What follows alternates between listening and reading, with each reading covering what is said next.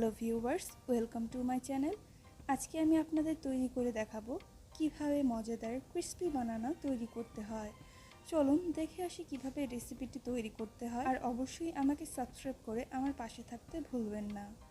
Batter তৈরি করার জন্য একটি বাটিতে আমি 1/4 কাপ চালের গুঁড়া দিয়ে দিচ্ছি। এবার দিয়ে দিচ্ছি 1/4 কাপের একটু কম আটা। এখন দিয়ে দিচ্ছি 1 টেবিল চামচ পরিমাণ গুঁড়ো দুধ।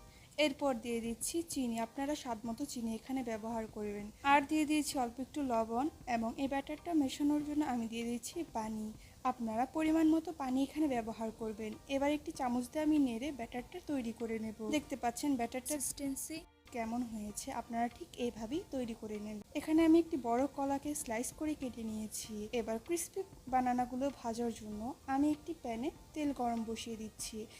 এখানে আপনারা সরিষার তেল বাদে যে কোনো কুকিং অয়েল ব্যবহার করতে পারবেন। এবার আমি একই সাথে ব্যাটারটা এবং কলা নিয়ে নিয়েছি।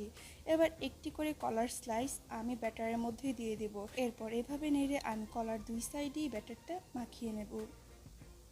দেখতে পাচ্ছেন কিভাবে মাখিয়ে নিয়েছি। অবশিষ্ট যে ব্যাটার থাকবে তা আমি একটু ঝরিয়ে নেব। গরম হওয়া তেলে এবার আমি একে একে সবগুলো ব্যাটার মাখানো বানানাগুলো এর মধ্যে দিয়ে নেব।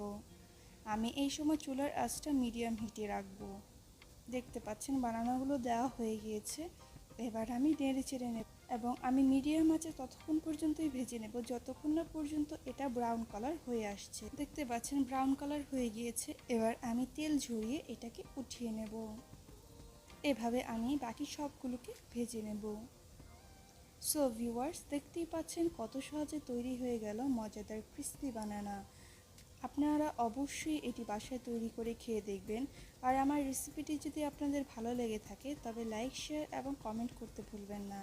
আজ এ পর্যন্তই, দেখা হবে নতুন কোনো ভিডিও নিয়ে। সবাই ভালো থাকবেন, সুস্থ থাকবেন।